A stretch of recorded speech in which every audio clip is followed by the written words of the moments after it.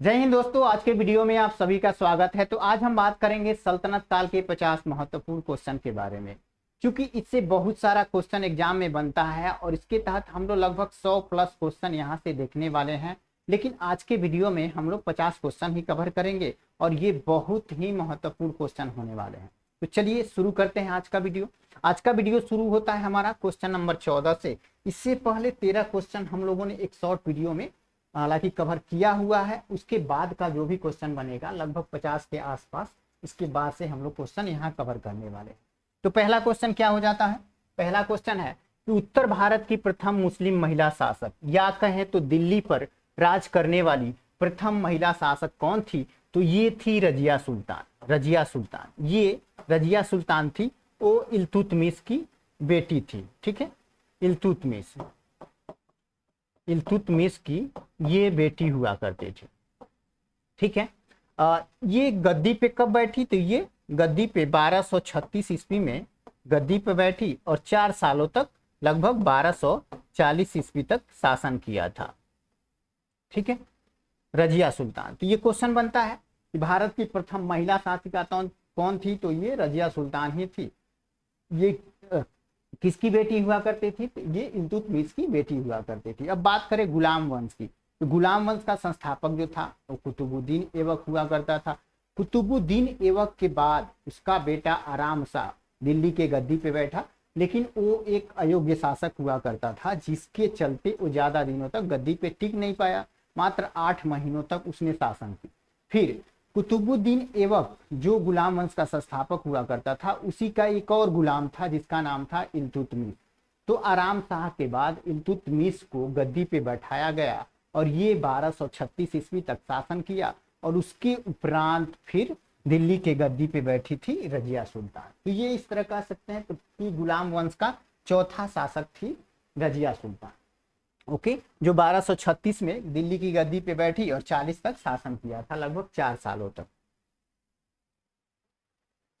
फिर बात करें तो इनाम भूमि किसे दिया जाता था? तो इनाम भूमि जो दिया जाता था वो विद्वान और धार्मिक व्यक्तियों को दे दिया जाता था, जिसपे कर वगैरह नहीं वसूला जाता था। ठीक है, विद्वान और धार्मिक व्यक्तियों को इनाम भूमि दिया जाता था। बात करें दिल्ली के प्रथम सुल्तान कौन थे जिन्होंने दक्षिण भारत को पराजित करने का प्रयास किया था? तो दक्षिण भारत अभियान चलाने का श्रेय अगर किसी को जाता है तो अलाउद्दीन खिलजी को जाता है। ठीक है, अलाउद्दीन खिलजी को। अलाउद्दीन खिलजी ने ही मोहम्मद मलिक गाफुर को, उसका गुलाम हुआ करता था मलिक गाफुर को अलाउद्दीन खिलजी ने ही दक्षिण भारत को जीतने के लिए भेजा हुआ था। ठीक है, ये मलिक गाफुर जो था वो अलाउद्दीन खिलजी का गुलाम था और साथ ही में उसका सेनापति भी था। तो ये दक्षिण भारत अभियान को पूरा करने का कार्य इसी ने किया था। तो इस तरह कह सकते हैं कि दिल्ली के प्रथम सुल्तान अलाउद्दीन खिलजी था, जिसने दक्षिण भारत को पराजित करने का प्रयास किया था।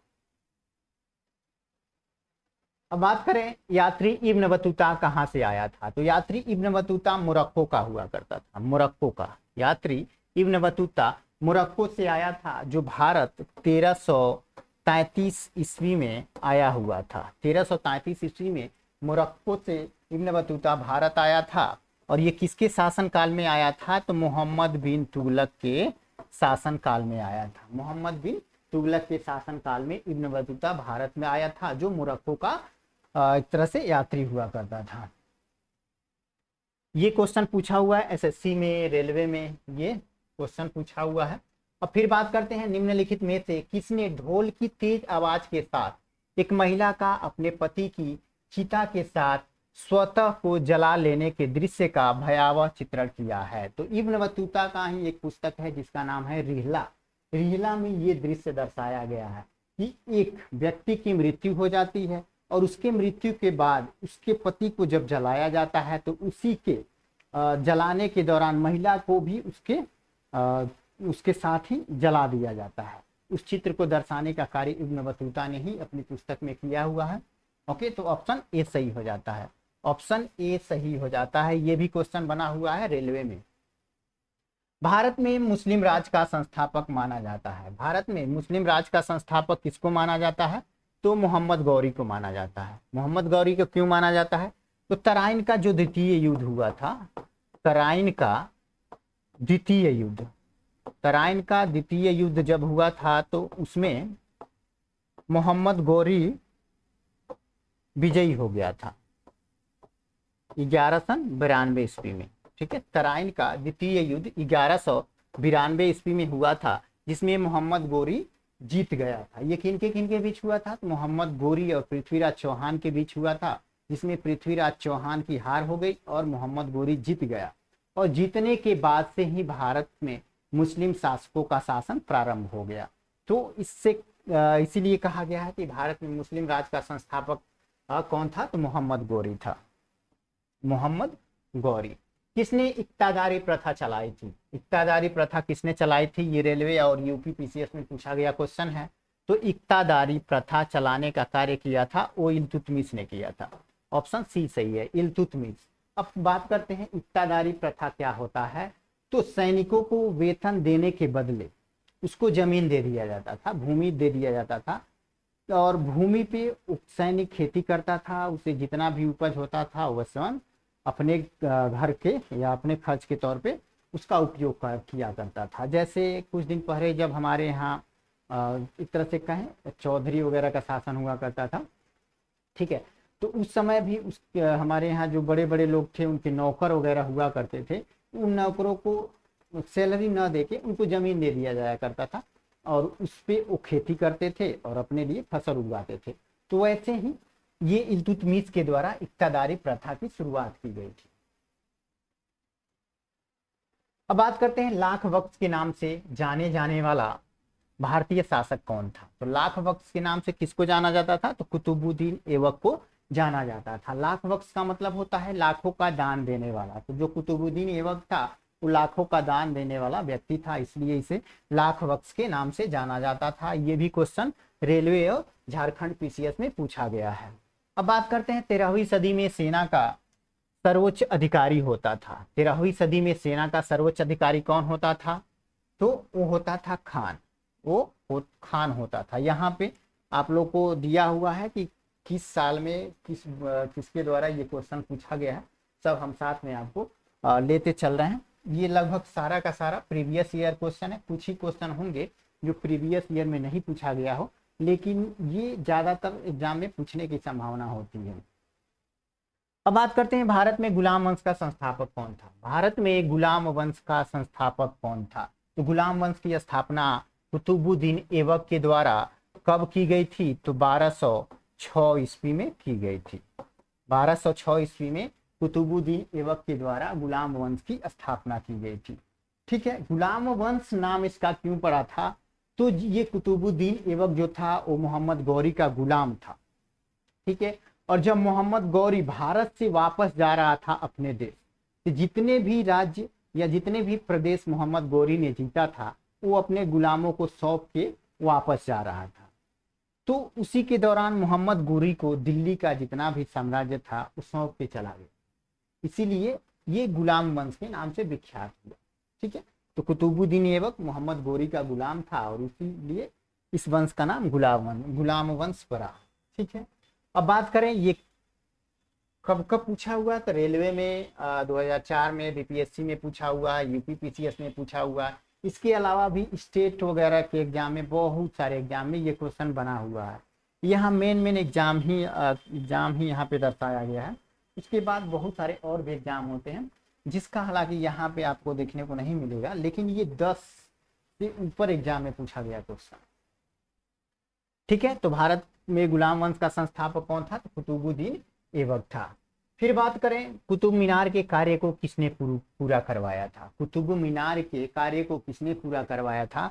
तो कुतुब मीनार के निर्माण की बात करें अगर निर्माण का, तो इसका निर्माण किसके द्वारा प्रारंभ किया गया था? तो कुतुबुद्दीन ऐबक के द्वारा 1192 ईस्वी में कुतुब मीनार का निर्माण कार्य प्रारंभ किया गया था। लेकिन ये केवल उसका बेस बनवाया था, उसका मतलब एक तरह से कहें नींव रखा था, नींव रखने का कार्य किया था। तो वैसे भी क्वेश्चन में अगर बनता है कि कुतुब मीनार को किसने बनवाया था, तो सही ऑप्शन तो कुतुबुद्दीन ऐबक होगा। लेकिन यहाँ क्या पूछ रहा है, कुतुब मीनार के कार्य को किसने पूरा करवाया था? तो इस कार्य को पूरा करवाने का श्रेय जाता है, पूरा करवाने का, तो ये 1220 ईस्वी में इल्तुतमिश ने करवाया था। इल्तुतमिश,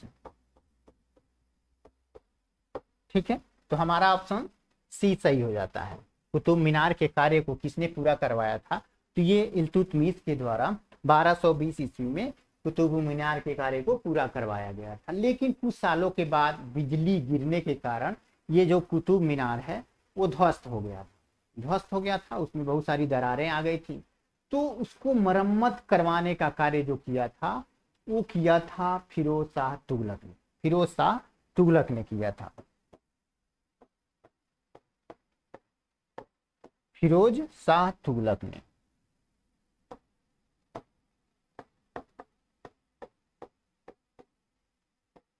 तो इसने मरम्मत भी करवाया था, मरम्मत भी करवाया था, साथ में एक मंजिल भी बनवाया था, एक मंजिल और बनवाया था इसने, ठीक है। जो फिरोज शाह तुगलक था वो क्षतिग्रस्त कुतुब मीनार की मरम्मत भी करवाई थी और साथ में एक और मंजिल इसने बनवाया था।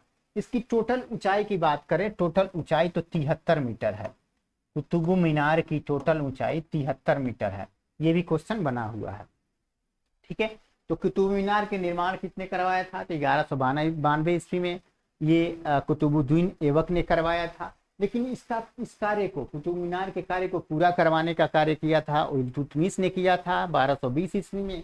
और दोबारा ध्वस्त होने के उपरांत उसकी मरम्मत और एक और मंजिल बनवाने का जो कार्य किया था वो फिरोज शाह तुगलक ने किया था, ठीक है। और इसकी ऊंचाई पूछे तो 73 मीटर। फिर बात करते हैं निम्नलिखित में से दिल्ली का पहला तुगलक सुल्तान कौन था? तो दिल्ली का पहला तुगलक सुल्तान की बात करें तो तुगलक वंश की स्थापना जिसके द्वारा की गई होगी वही पहला तुगलक सुल्तान होगा। तो किसने तुगलक वंश की स्थापना की थी? तो किया था गयासुद्दीन तुगलक ने, ठीक है। तुगलक वंश की स्थापना, तुगलक वंश की स्थापना किसने की थी? तो गयासुद्दीन तुगलक ने, गयासुद्दीन तुगलक के द्वारा की गई थी। कब किया गया था? तो तुगलक वंश की स्थापना गयासुद्दीन तुगलक के द्वारा कब किया गया था? तो ये किया गया था 1320 ईस्वी में, 1320 ईस्वी में, ठीक है।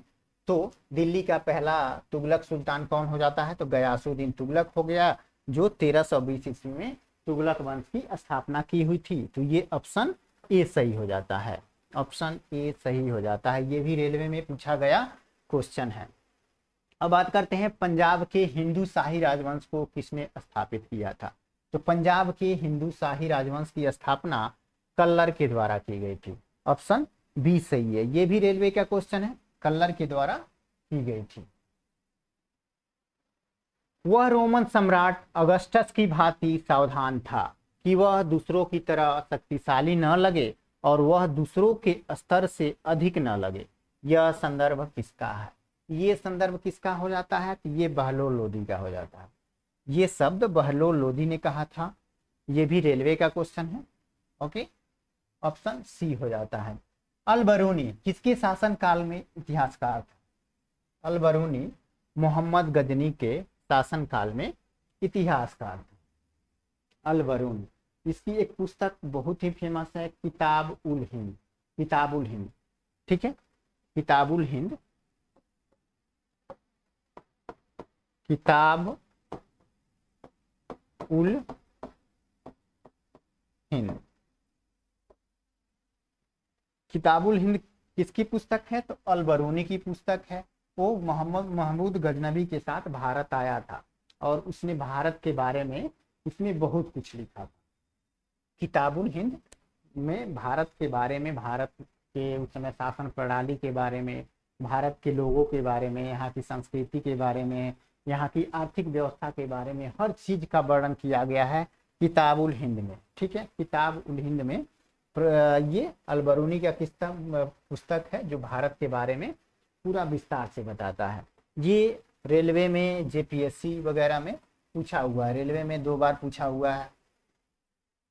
फिर बात करते हैं निम्नलिखित में से कौन सा शासक दास यानी गुलाम वंश से संबंधित था।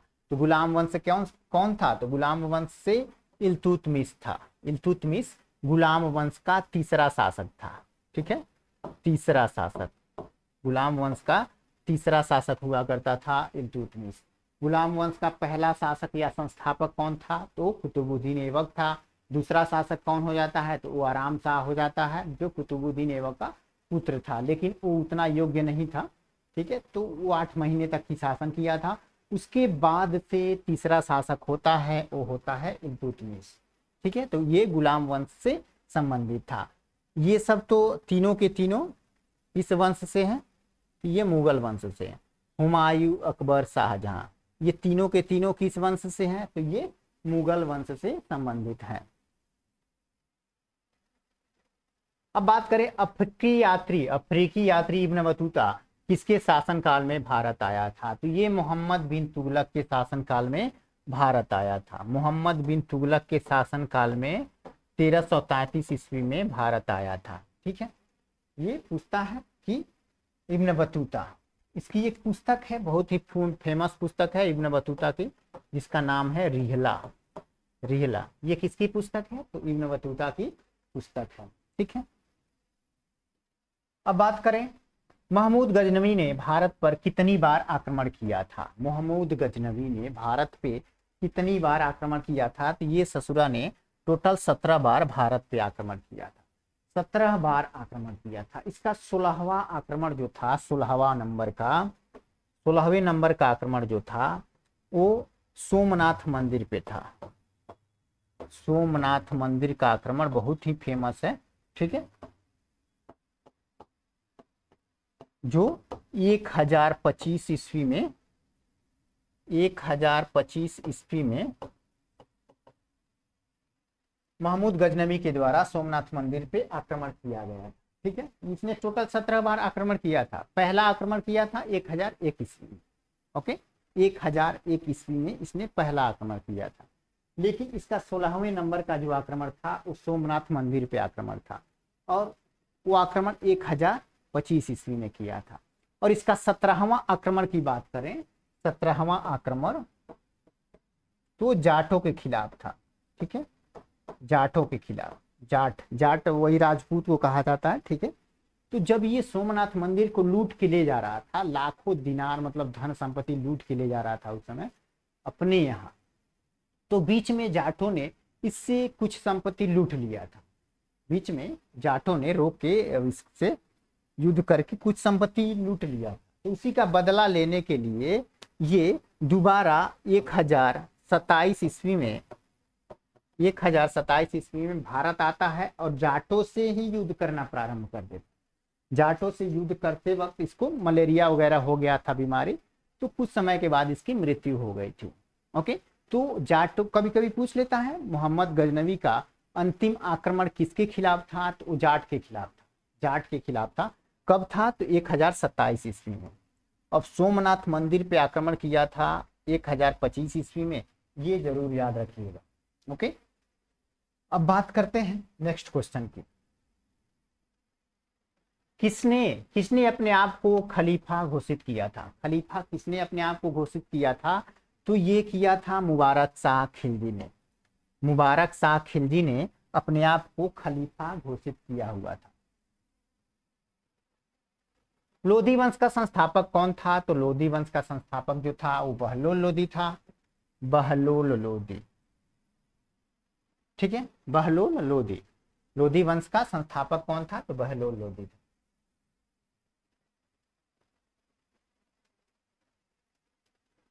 भारतीय इतिहास में बाजार नियमों या मूल्य नियंत्रण पद्धति की शुरुआत किसने की? यहाँ बाजार नियमों या मूल्य नियंत्रण पद्धति की शुरुआत की बात की जा रही है, तो ये किया गया था अलाउद्दीन खिलजी के द्वारा। अलाउद्दीन खिलजी के द्वारा। मूल्य नियंत्रण पद्धति का मतलब होता है कि अगर कोई बाजार में कोई व्यक्ति कम तौलता है, जैसे 1 किलो हमने कोई वस्तु खरीदा, तो जो दुकानदार है वो 800 ग्राम ही वस्तु दिया, तो उसके बदले 200 ग्राम उसने ठग लिया। तो अलाउद्दीन क्या करता था, ये बाजार मूल्य नियंत्रण पद्धति के तहत 200 ग्राम उसका मांस कटवा लेता था, 200 ग्राम मांस कटवा लेता था। यानी जितना कम कोई व्यापारी तौलता था उतना उसके शरीर से मांस काट लिया जाता था। इससे क्या होता था, तो व्यापारियों के अंदर भय पैदा हो गई थी, जिसके चलते वो बेईमानी नहीं करते थे, बेईमानी नहीं करते थे। तो उसके चलते मूल्य पे थोड़ा नियंत्रण किया जा सकता था, या बाजार के नियम को बढ़िया से लागू किया जा सकता था। ये किसके द्वारा शुरू किया गया था, तो अलाउद्दीन खिलजी के द्वारा। ये भी यूपी पीसीएस और रेलवे में पूछा गया सवाल है।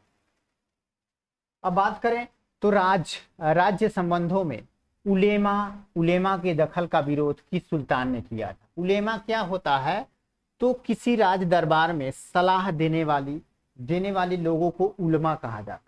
उलमा खास करके मुस्लिम वंशजों में, मुस्लिम शासकों में जो दरबार में सलाह देते थे, मतलब कुछ करने के लिए, कुछ न करने के लिए, या नीति वगैरह में सलाह देते थे। जैसे आज के डेट में काजी जो होता है, काजी हो गया, या पहले जो मुस्लिम में मतलब शासकों में जज वगैरह हुआ करते थे, काजी जज वगैरह, उनको ही एक तरह से उलेमा कहा जाता है। तो इनको दखल देने से मना कर दिया था किसने, तो वो था अलाउद्दीन खिलजी। और एक और शासक हुआ करता था मोहम्मद बिन तुगलक। तो यहाँ पे मोहम्मद बिन तुगलक का नाम नहीं दिया हुआ, लेकिन मोहम्मद बिन तुगलक और अलाउद्दीन खिलजी ये दोनों ने ही उलेमा को अपने राज्य में दखल देने से मना कर दिया। ओके, मतलब उन लोगों को किसी का सलाह नहीं चाहिए था, भैया तुम अपना सलाह अपने पास ही रखो, इन लोगों को सलाह की जरूरत नहीं थी। ये आरआरबी में क्वेश्चन पूछा गया है, रेलवे में क्वेश्चन पूछा गया है। वह हिंद, यहाँ क्या पूछ रहा है, वह हिंद का युद्ध जो 1008 से 9 ईस्वी में चला था, वो निम्नलिखित में से किनके बीच लड़ा गया था। तो वह हिंद का युद्ध लड़ा गया था महमूद गजनवी और आनंदपाल के बीच, आनंदपाल के बीच। ठीक है, ये एनडीए का क्वेश्चन है। आनंदपाल और महमूद गजनवी के बीच लड़ा गया ये युद्ध था। कौन, तो वह हिंद का युद्ध। फिर बात करते हैं दिल्ली सल्तनत का वह प्रथम सुल्तान कौन था जिसने अस्थाई सेना रखी थी। तो अस्थाई सेना रखने का कार्य किसने किया था, तो अलाउद्दीन खिलजी ने रखा था। अलाउद्दीन खिलजी ने ही अस्थाई सेना रखना प्रारंभ किया था, और साथ ही साथ में ये सैनिकों का हुलिया लिखना भी प्रारंभ किया था। हुलिया लिखने का मतलब कितना कद, मतलब उसका कद काठी कितना है, थोड़ा शकल किस प्रकार का है, मतलब एक तरह से सैनिकों का पहचान पत्र भी बनवाना। पहचान पत्र मतलब लिखित तौर पे पहचान पत्र बनवाना भी ये प्रारंभ किया था। उस समय तो ये नहीं, ये थोड़ी था कि फोटो खींच के किसी का आइडेंटिटी चिपका दो, ऐसी व्यवस्था तो कुछ था नहीं। लेकिन सैनिकों की पहचान के लिए उनकी कुछ रूपरेखा वगैरह लिखा जाता था। ठीक है, तो वो भी लिखवाने का कार्य किया था, यानी हुलिया लिखवाने का कार्य भी इसी ने किया था, अलाउद्दीन खिलजी ने। और अस्थाई सेना भी रखने का कार्य इसी ने किया था। अब बात करें दिल्ली के निम्नलिखित सुल्तानों में से किसने तैमूरी शासक मिर्जा शाहरुख के अधिराज्य में आना स्वीकार किया था। यानी कि ये जो था तैमूरी शासक मिर्जा शाहरुख, ये किसको अपने दरबार में बुलाया था, और बुलाया तो वो आने से भी हालांकि इनकार नहीं कर पाया, इसके दरबार में आया। वो कौन था, तो खिज्र खां सैयद था। खिज्र खां सैयद, ये सैयद वंश का संस्थापक था। खिज्र खां सैयद वंश का संस्थापक था। सैयद वंश का ये संस्थापक हुआ करता था खिज्र खां। 1414 ईस्वी में इसने सैयद वंश की स्थापना की हुई थी। ठीक है, सैयद वंश की इसी ने स्थापना की थी। अब बात करते हैं निम्नलिखित में से कौन गुलरुखी के उपनाम से कविताएं लिखा करता था। तो गुलरुखी के नाम से सिकंदर लोदी कविताएं लिखा करता था। कौन था गुलरुखी के नाम से कविताएं लिखने वाला, तो सिकंदर लोदी। ये एनडीए यूपी पीसीएस में पूछा गया सवाल है। निम्नलिखित में से कौन सा कथन रजिया सुल्तान के संबंध में असत्य है। यहाँ क्या पूछ रहा है, असत्य। ये सीडीएस का क्वेश्चन है। ठीक है, असत्य पूछ रहा है, तो देख लेते हैं सत्य कौन कौन सा है। तो इल्तुतमिश ने वंशानुगत राजतंत्र स्थापित करने की कोशिश की और पुत्रों की अयोग्यता के कारण रजिया को उत्तराधिकारी मनोनीत किया गया। हाँ भाई, इल्तुतमिश का ठीक है। इल्तुतमिश का हालांकि ये उसके बारे में भी कथन सत्य है, और हालांकि इल्तुतमिश का एक बेटा भी था और उसकी पुत्री थी। बेटा अयोग्य होने के कारण उसको राजगद्दी पे नहीं बैठाया गया और रजिया सुल्तान को गद्दी पे बैठाया गया था, तो ये भी एक तरह से सही है। 1336 ईस्वी में जनता के सक्रिय सहयोग से रजिया सुल्तान दिल्ली की सुल्तान बनी थी, तो ये भी सही है। 1336 ईस्वी में जनता के समर्थन से ही रजिया सुल्तान दिल्ली की गद्दी पे बैठी थी। उसने हबसी सरदार मलिक याकूब को नायब यानी कि मल्लकित के पद पर नियुक्त किया था, तो ये भी सही है। इसी के चलते मलिक याकूब को जब ये नायब नियुक्त की, तो जो सरदार उस समय हुआ करते थे चालीसा, मतलब 40 सरदारों का एक समूह था जिसको चालीसा कहा जाता था, वो इसके खिलाफ हो गए और फाइनली 1240 में इसको गद्दी से उतार फेंका था। तो ये भी सत्य है इसके बारे में, ठीक है। तो ये तीनों के तीनों सत्य हैं। गलत क्या है, तो रजिया ने सर्वप्रथम तुर्क सामंत वर्ग की शक्ति को सुदृढ़ता प्रदान करने की कोशिश की और गैर तुर्की शासक वर्ग को शक्तिहीन बना दिया, तो ये गलत है। ऑप्शन डी गलत है। ओके, ऑप्शन डी गलत है, बाकी सही है इल्तुतमिश के बारे में और रजिया सुल्तान के बारे में। निम्नलिखित में से कौन सा कथन बलवन के संबंध में असत्य है? यहाँ भी असत्य पूछ रहा है, ये भी सीडीएस का क्वेश्चन है। फिर देखते हैं कौन सा बलवन के बारे में असत्य है। तो उसने चालीसा दल यानी चहलगानी से संबंधित सामंतों का दमन कर दिया। तो भैया चालीसा का निर्माण तो इल्तुतमिश के द्वारा करवाया गया था, और चालीसा यानी 40 सरदारों का एक दल हुआ करता था जो हालांकि राज्य से संबंधित कोई भी अहम फैसला लेने में उनकी बहुत महत्वपूर्ण भूमिका हुआ करती थी। ठीक है, तो चालीसा दल का अंत किसने करवाया था? तो बलवंत ने ही करवाया था, ये सही है। ठीक है, बलवंत के बारे में ये सही है। कानून एवं व्यवस्था की बहाली के लिए उसने लौह एवं रक्त की नीति अपनाई थी, तो ये भी सही है। बलवंत ने लौह और रक्त की नीति अपनाई हुई थी। उसने केंद्रीय सैन्य विभाग दीवाने अर्ज की स्थापना की थी, तो ये भी दीवाने अर्ज की स्थापना बलवंत ने की हुई थी। तो ये तीनों के तीनों सही हो जाते हैं। और यहाँ क्या पूछ रहा है? असत्य। तो क्या असत्य हो जाएगा? तो इनमें से कोई नहीं, मतलब सब तो सत्य ही है, कोई गलत नहीं है, तो ऑप्शन डी सही हो जाता है। अब बात करते हैं अलाई दरवाजा निम्नलिखित में से किसका मुख्य द्वार है? तो ये कुतुब मीनार का ही मुख्य द्वार है अलाई दरवाजा। अलाई दरवाजा कुतुब मीनार का मुख्य द्वार है। इब्राहिम लोदी के बारे में निम्नलिखित में से क्या सत्य नहीं है? सत्य नहीं है यानी कि असत्य है। इब्राहिम लोदी के बारे में क्या असत्य है? तो इब्राहिम लोदी के बारे में बात करें तो क्रूर और निरंकुश शासक था, ये भी सही है। क्रूर और निरंकुश शासक हुआ करता था। अफगान अमीरों की खिलाफत था, मतलब अफगान के जो अमीर थे उनके खिलाफ था, तो ये भी सही है। ओके, महान निर्माता और कला का पुजारी था, तो ये गलत है, वो महान निर्माता और कला का पुजारी नहीं था। ओके, दौलत खान ने काबुल के शासक बाबर को इब्राहिम लोदी को हराने के लिए बुलाया था, तो ये भी इब्राहिम लोदी के बारे में सही है। तो ऑप्शन ए, बी और डी सही हो जाता है, लेकिन सी गलत है, तो हमारा सही आंसर सी ही हो जाएगा। ठीक है, सी ही हो जाएगा। अलाउद्दीन खिलजी के आक्रमण के समय देवगिरी का शासक कौन था? अलाउद्दीन खिलजी के आक्रमण के समय देवगिरी का शासक कौन था? तो रामचंद्र देव हुआ करता था। ऑप्शन ए सही हो जाएगा, रामचंद्र देव हुआ करता था। ये बीपीएससी 2005 और 2010 में पूछा गया क्वेश्चन है। ऑप्शन ए सही हो जाता है। जब उसने राजस्व प्राप्त किया तो वह शरीयत के नियमों और आदेशों से पूर्णतः स्वतंत्र था। बरनी ने यह कथन किस सुल्तान के लिए कहा था? तो ये अलाउद्दीन खिलजी के लिए कहा गया था बरनी के द्वारा।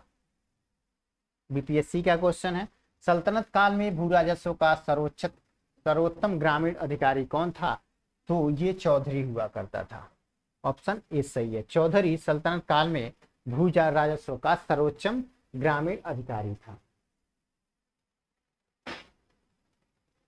तैमूर के आक्रमण के बाद भारत में किस वंश का राज्य स्थापित हुआ था? तो तैमूर के आक्रमण के बाद भारत में सैयद वंश का शासन स्थापित हुआ था 1414 ईस्वी में। ठीक है, 1414 ईस्वी में। किसके द्वारा? तो खिज्र खां के द्वारा। निम्नलिखित में से किस सुल्तान के दरबार में सबसे अधिक गुलाम थे? सबसे अधिक गुलाम किसके दरबार में हुआ करते थे? तो ये बीपीएससी में पूछा गया क्वेश्चन है। तो फिरोज शाह तुगलक। उस समय गुलामों को बंदगा कहा जाता था, ठीक है, बंदगा, गुलामों को बंदगा कहा जाता था। और सबसे ज्यादा गुलाम फिरोज शाह तुगलक के ही दरबार, मतलब उसी के शासनकाल में हुआ करते थे। निम्नलिखित में से किस सुल्तान ने बेरोजगारों को रोजगार दिया था? तो यही था, बेरोजगारों को रोजगार देने वाला फिरोज शाह तुगलक ही था। फिरोज तुगलक ने ही बेरोजगारों को रोजगार दिया था। निम्नलिखित में से किस सुल्तान ने फलों की गुणवत्ता सुधारने के लिए उपाय किए? तो फलों की गुणवत्ता सुधारने का उपाय फिरोज तुगलक ने ही किया था, फिरोज तुगलक। ये लगातार बीपीएससी में पूछे गए सवाल हैं। नालंदा विश्वविद्यालय के विनाश का कारण था? किसने विनाश करवाया था नालंदा विश्वविद्यालय का? तो वो एक मुसलमान था, ठीक है। मुसलमान कौन था? तो बख्तियार खिलजी, ठीक है, बख्तियार खिलजी ने ही नालंदा विश्वविद्यालय का विनाश करवाया था। तहकात ए नासरी का लेखक कौन है? तहकात ए नासरी के लेखक हो जाते हैं मिन्हास उल सिराज, ऑप्शन सी। तहकात ए नासरी के लेखक मिन्हास उल सिराज हो जाते हैं। ये भी बीपीएससी का क्वेश्चन है, यानी कि ये लगातार बीपीएससी में पूछे गए सारे के सारे सवाल हैं, ठीक है। ये बीपीएससी में प्रीवियस ईयर में पूछे गए सवाल हैं। महमूद गजनबी का भारत में अंतिम आक्रमण किसके विरुद्ध था? तो महमूद गजनबी जब सोमनाथ मंदिर को लूट के अपने यहाँ जा रहा था, वापस जा रहा था, तो बीच में उसके धन को कुछ धन संपत्ति को जाटों ने लूट लिया। जाटों ने जब लूट लिया तो फिर 2 साल बाद, 1 साल आराम किया, फिर 1 साल बाद यानी 27 में वो वापस आता है जाटों से लड़ने के लिए। और वही जाटों के खिलाफ जो युद्ध था मोहम्मद गजनवी का, वही उसका अंतिम युद्ध था। उसी दौरान उसको मलेरिया हो गई और उसके चलते उसकी मृत्यु हो गई थी। तो ऑप्शन डी सही हो जाता है, ऑप्शन डी। महमूद गजनवी का भारत में अंतिम आक्रमण किसके विरुद्ध था? तो जाट के विरुद्ध था। महमूद गजनवी किस वंश से संबंधित था? तो महमूद गजनवी जो था वो यामनी वंश था। हालांकि कहीं कहीं यामनी वंश न देके गजनवी, गजनी राजवंश देता है या गजनवी राजवंश देता है, वो न देखे कई बार यामनी देता है। तो हालांकि यामनी ही वंश से ये संबंधित हुआ करता था महमूद गजनवी। फिर बात करें मोहम्मद गोरी के किस सेनापति ने बिहार विजय 1202 से 3 ईस्वी में और बंगाल विजय 1204 से 5 ईस्वी में एवं असम पर आक्रमण 1206 ईस्वी में किया था? तो ये कौन किया था? तो इख्तियारुद्दीन मोहम्मद बिन बख्तियार खिलजी, बख्तियार खिलजी ने ही। ये कई देखो यहाँ पे क्वेश्चन जो 4 क्वेश्चन एक साथ देखने को मिल रहे हैं। पहला तो बिहार विजय बख्तियार खिलजी के द्वारा 1202 से 3 ईस्वी में की गई थी। बंगाल विजय 4-5 में किया गया था और असम पर आक्रमण 1206 ईस्वी में किया गया था। और ये तीनों के तीनों आक्रमण बख्तियार खिलजी के द्वारा ही किया गया था। अब देखते हैं भारत में मुस्लिम राज्य का संस्थापक मोहम्मद गोरी को माना जाता है। भारत में मुस्लिम राज्य का संस्थापक मोहम्मद गोरी को माना जाता है। कब से? 1192 ईस्वी में तराइन का द्वितीय युद्ध से, जिसमें पृथ्वीराज चौहान को हरा के मोहम्मद गोरी भारत में मुस्लिम शासन स्थापित करता है। लेकिन यहाँ क्वेश्चन कुछ अलग पूछ रहा है। यहाँ क्या पूछ रहा है? परंतु भारत में स्वतंत्र मुस्लिम राज्य का संस्थापक किसे माना जाता है? स्वतंत्र मुस्लिम राज्य का संस्थापक तो ये कुतुबुद्दीन ऐबक को माना जाता है। कुतुबुद्दीन ऐबक को माना जाता है, जिसने गुलाम वंश की स्थापना 1206 ईस्वी में किया था। निम्नलिखित में से किसका आक्रमण भारत पर किया गया?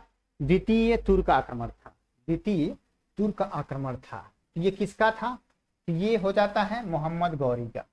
निम्नलिखित में से किसका आक्रमण भारत पर किया गया? द्वितीय तुर्क आक्रमण, यानी कि इससे पहले प्रथम तुर्क आक्रमण हुआ होगा। तो प्रथम तुर्क आक्रमण जो किया था वो मोहम्मद गजनवी ने किया था। ये प्रथम तुर्क आक्रमण किया था। लेकिन यहाँ दूसरा पूछ रहा है, तो दूसरा कौन हो जाता है? तो मोहम्मद गोरी। द्वितीय तुर्क आक्रमण मोहम्मद गोरी के द्वारा किया गया था। यानी ये दोनों के दोनों तुर्की आक्रमण, तुर्की के रहने वाले थे, जिसने भारत पे आक्रमण किया था। अब बात करते हैं मोहम्मद गोरी किस वंश से था। मोहम्मद गोरी पूछ रहा है, मोहम्मद गजनबी तो हम लोग देख लिए कि यामनी वंश से था, लेकिन यहाँ किसकी बात हो रही है, तो मोहम्मद गोरी की। ये किस वंश से था, तो संसवनी वंश से था। संसवनी वंश से था मोहम्मद गोरी। और मोहम्मद गजनबी किससे था, तो वो यामिनी वंश से था। ठीक है, यामिनी वंश से। फिर बात करें तो मोहम्मद गोरी ने 1175 ईस्वी में भारत पर पहला आक्रमण किस राज्य के खिलाफ किया था। मोहम्मद गोरी के द्वारा भारत पे 1175 ईस्वी में पहली बार आक्रमण किया गया था। वो किसके खिलाफ था, तो मुल्तान के खिलाफ। मुल्तान का करमाथी शासक हुआ करता था, उसी के खिलाफ मोहम्मद गोरी का पहला आक्रमण 1175 ईस्वी में हुआ था। भारत का वह पहला शासक कौन था जिसने मोहम्मद गोरी को पराजित किया था। मोहम्मद गोरी को पहली बार किसने पराजित किया था, तो वो था सोलंकी शासक भीम द्वितीय। भीम द्वितीय ने 1178 ईस्वी में गुजरात पे जब आक्रमण किया गया था मोहम्मद गोरी के द्वारा, ठीक है, तो उस समय यही भीम द्वितीय वहां का शासक हुआ करता था और उसने मोहम्मद गोरी को बुरी तरह से हराया। ओके, कब, तो 1178 ईस्वी में। ठीक है, 1178 ईस्वी में। फिर बात करते हैं मोहम्मद गोरी एवं पृथ्वीराज चौहान के बीच विवाद के मूल में था, मतलब दोनों के बीच जो दो युद्ध लड़े गए थे, मोहम्मद गोरी और पृथ्वीराज चौहान के बीच दो महत्वपूर्ण युद्ध लड़े गए थे। तराइन के प्रथम युद्ध, तराइन के द्वितीय युद्ध। तो इसका मूल वजह क्या हुआ करता था, तो देखो यहाँ पे भटिंडा, आज के डेट में पंजाब में ये देखने को मिलेगा। भटिंडा पे मोहम्मद गोरी के द्वारा आक्रमण करके कब्जा कर लिया जाता है। और उस समय जो भटिंडा क्षेत्र हुआ करता था वो पृथ्वीराज चौहान के साम्राज्य के अंतर्गत आता था। तो पृथ्वीराज चौहान ने इसको वहां से खदेड़ने के लिए तराइन का प्रथम युद्ध लड़ा और मोहम्मद गोरी को हरा दिया और वहां से फाइनली खदेड़ दिया। लेकिन दोबारा मोहम्मद गोरी ने इन पे आक्रमण किया और उस समय जयचंद ने मोहम्मद गोरी का साथ दिया था, जो एक भारतीय शासक हुआ करता था, जिसके चलते मोहम्मद गोरी के द्वारा पृथ्वीराज चौहान को हारना पड़ा था। ठीक है, तो इन दोनों के बीच युद्ध का मूल विवाद जो था वो भटिंडा हुआ था, जिसको उस समय ताबर हिंद के नाम से जाना जाता था। अब बात करते हैं मोहम्मद गोरी का सर्वाधिक महत्वपूर्ण भारतीय आक्रमण कौन सा था, तो सर्वाधिक महत्वपूर्ण भारतीय आक्रमण तराइन का द्वितीय युद्ध माना जाता है। क्यों माना जाता है, क्योंकि मोहम्मद गोरी के द्वारा ये युद्ध जीत लिए गए थे और तभी से उसने भारत में बहुत सारे प्रदेशों को जीतता चला गया और भारत में मुस्लिम साम्राज्य का शासन भी स्थापित इसी युद्ध के बाद हुआ था। फिर बात करते हैं मोहम्मद गोरी एवं कन्नौज के राजा जयचंद के मध्य 1194 ईस्वी में हुआ युद्ध किस नाम से जाना जाता है, तो उसको चंदावर के युद्ध से चंदावर का युद्ध के नाम से जाना जाता है। मोहम्मद गोरी का तराइन का द्वितीय युद्ध जो लड़ा गया था पृथ्वीराज चौहान और मोहम्मद गोरी के द्वारा, उसमें यही चंदावर का युद्ध, चंदावर का ही जयचंद हुआ करता था, जिसने मोहम्मद गोरी का साथ दिया था उस समय मोहम्मद गोरी का। लेकिन 2 साल बाद मोहम्मद गोरी उसी पे आक्रमण कर देता है और उसी के राज्य को जीत लेता है। ठीक है, तो जैसे कहते ऐसा मिल गया फल। तो चंदावर का युद्ध जो जयचंद और मोहम्मद गोरी के बीच लड़ा गया था 1194 ईस्वी में। ठीक है, चंदावर का युद्ध, ऑप्शन सी सही हो जाता है। अब हमारा फाइनल क्वेश्चन है मोहम्मद गोरी का अंतिम आक्रमण किसके विरुद्ध था, तो मोहम्मद गोरी का जो अंतिम आक्रमण था वो पंजाब के खोखर के विरुद्ध था। ये मोहम्मद गोरी का है, मोहम्मद गजनबी का नहीं। मोहम्मद गजनबी का अंतिम अभियान जाट के खिलाफ था, लेकिन यहाँ मोहम्मद गोरी की बात हो रही है। मोहम्मद गोरी का अंतिम आक्रमण किसके विरुद्ध था, तो पंजाब के खोखर के विरुद्ध था, पंजाब के खोखर के विरुद्ध था। और इसी युद्ध में मोहम्मद गोरी की मृत्यु हो जाती है। ठीक है, तो हमारा आज का सेशन समाप्त होता है। मिलते हैं नेक्स्ट वीडियो में इसी टॉपिक से 50+ महत्वपूर्ण क्वेश्चन के साथ। और ये टॉपिक बहुत ही महत्वपूर्ण हो जाता है किसी भी एग्जाम के लिए, क्योंकि ये मध्यकालीन इतिहास से इसमें से बहुत सारे क्वेश्चन देखने को मिलता है। ये वाला टॉपिक सल्तनत काल और फिर से आपका आ जाएगा मुगल साम्राज्य। ये दोनों टॉपिक से भर भर के क्वेश्चन एग्जाम में पूछे जाते हैं। तो फिर मिलेंगे नेक्स्ट वीडियो में इसी टॉपिक से 50+ क्वेश्चन के साथ। अगर आप लोगों को ये वीडियो अच्छा लगा हो तो लाइक जरूर करें, चैनल को शेयर और सब्सक्राइब करना ना भूलें। मिलते हैं नेक्स्ट वीडियो में, तब तक के लिए सभी को टाटा बाय बाय।